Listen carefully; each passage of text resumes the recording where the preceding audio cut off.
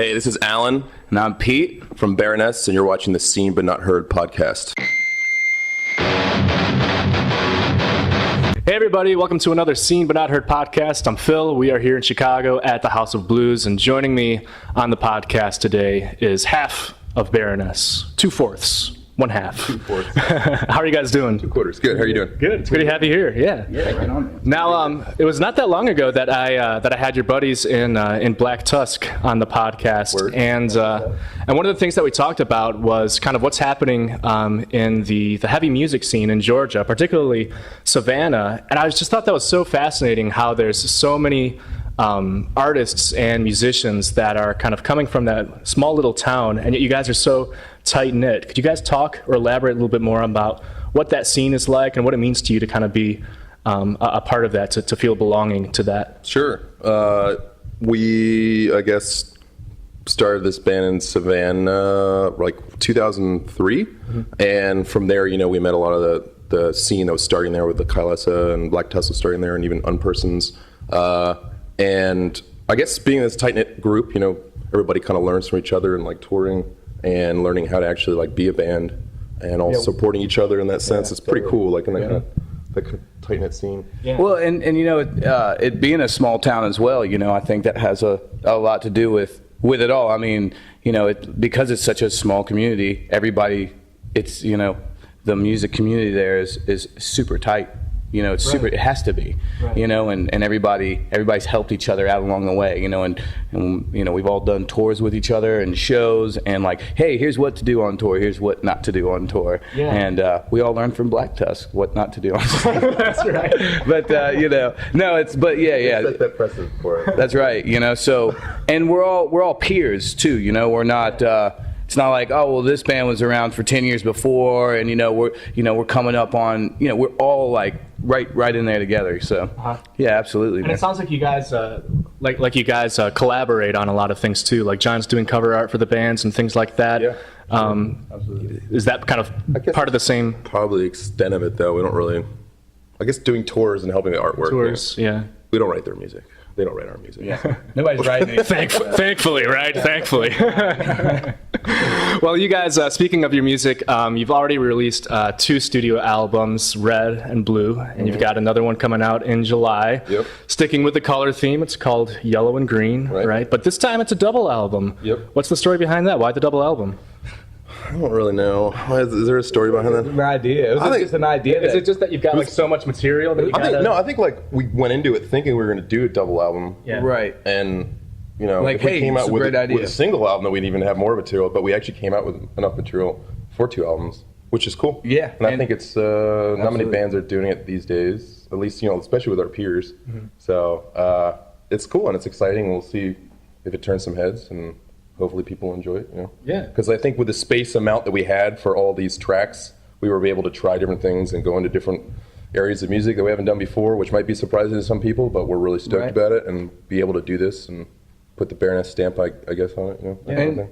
And that right there, that's well said. There were so many ideas. Everybody had ideas, and as these ideas flowed out of all of us, we realized that like, okay, well, we've got some rock songs, we've got some mellows, we've got all this different stuff, and songs kept being written. Okay. I mean, by middle of the year, 2011, starting say in January, by the summer, we had a ton of material. So to do the double album, I mean, it was like, well, that's the only way we're going to fit all these songs, and that as well. Yeah. That was one thing I was actually going to ask was you guys officially released your first single off the album, Take My Bones Away.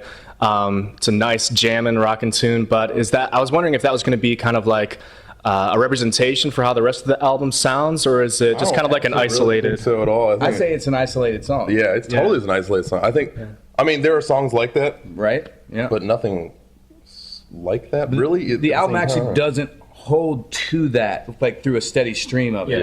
It's all over the place. I mean, we've got some rockers on this album. There's no doubt, but we got a little creative, and we also just wanted to just kind of explore other avenues, of approach on this. So we I wouldn't say it's a direct representation of the record. Because I think a lot of like the feedback so far, people were like listening to the track and they're like, "Is this what the whole album's gonna sound like?" When they're all kind of like worried or like they're already kind of thinking, But that's "This is why what it is." that's just a little teaser, you know. Yeah, exactly. Some tasty, But it is kind of something confusing. I tasty. think some people, yeah, right. it's just the tip. It's cool. You know. So, but yeah, it's that's just the tip of the iceberg. Yeah, it's a hint. We could say It's a little hint. Yeah. Okay. All right. A little sample. Cool. Is there anything else that was unique about this particular writing process or this recording process for this album? Anything else that made it special? Yeah, I mean, I think we went out about it completely different from the past records. With the other records, we wrote all these songs maybe even a little quicker, and went to the studio and did a lot quicker job. It's sort of like the punk rock, mentality where we just went in and played these songs. And these ones, specifically for me as a drummer, getting in and doing stuff to click, choosing different snare drums. I think I used like 19 snare drums on this record. So it's just like trying different stuff and just doing different things in the studio, just having a little more time to do it. Even though we still did everything pretty quickly for a double album. I think. Yeah. And we actually had this whole thing mapped out really well. So we'd already demoed all the material. Okay. Like numerous times. Numerous times, and and I mean, we got the songs. We had to hone them down because we said, look, we're going to the studio with so much material here. We didn't just want to go in half cocked with songs without some kind of idea or some kind of regimen. You're kind of like learning it while you're there. So this was like the game plan was set, and we kind of just like knew exactly what we needed to do for the majority. I would say like probably 80%. Yeah, something like that. Of course, there's always a little. You want to leave yourself a little room for the studio for that magic. Capture that lightning in a bottle that happens. Like bam, that's it. Yeah. Sure. And there too. And it's there too, So we left ourselves room to play around a little bit, and we did that, and we got some great stuff. So we definitely went in a little bit more prepared. There were some things that we had done this time around that I don't think has ever been done. Yeah. Like, all right, we actually know what we're gonna do in this song, but we're gonna leave this a little bit open. Right. All right. Yeah. But that was that. Yeah. Cool. Well, I'm stoked to hear it, and I know that the rest of your fans are really, really stoked to hear what you guys got as well. So. Now, you guys just announced recently that you're doing a tour in Europe later this summer. What are you guys kind of expecting from those shows? Are those mostly festivals, or are you going out with other bands? Or It's like half and half right now. Yeah. Like festivals and shows, and some stuff is sort of still coming out. Yep. Still, things are still kind of piecing together. A lot of dates are still like to be kind of like announced or confirmed. But most of it's like festivals. A lot of cool rock festivals, some metal festivals. Pretty exciting ones like Roskilde, which we've always kind of wanted to play. We've had to turn down a couple times, and we're finally getting to go up there. It should be exciting. And the Oya Festival as well. Yeah, Oya, that's right. Finally getting a chance to do Poco Oya. Pop. So some cool ones, some big European rock festivals. Yeah. Some good acts that'll be alongside that we can go and watch. It's always fun too. Right. Yeah. But any other plans for the rest of the year? Anything else that you guys got coming down the pipeline? We're putting it together. We're like everything is building right now. Everything. We're just like the year's filling up quickly. Let me just say that. Absolutely. We're going to be working pretty much. Yeah, the whole year. you can count on seeing after us that. back in your hometown. Sometime. That's what I like to hear. Yeah, we'll be back. We'll be back for sure. Right on. I always like to close off these podcasts by giving the artists a chance to plug or promote anything. I know I'm kind of pouncing this on you guys, but is there anything that you guys are really stoked on lately? Anything that you think people should know about and that you want to share with your fans? That's always like a tough question. I don't really know. I can't even start to begin. Any like new bands that you kind of discovered, or things you're reading, or anything like that? Really? We just Royal Thunder was cool. Yeah, good dudes. Yeah, we just did 3 shows with Royal Thunder, and I'm right here plugging Royal Thunder. What's up, y'all? Awesome band. Go see them live. Buy their record. Buy their shirts. Yeah, buy any. Mel has an incredible voice. One of those voices just like. No, this is definitely keep your eyes on Royal Thunder right now because they're rocking and they're rocking good time. So we hope to do some more shows with them, collaborate in the future with some touring and stuff. That'd be fun. And of course, shout out to my boys Earthling. In Virginia.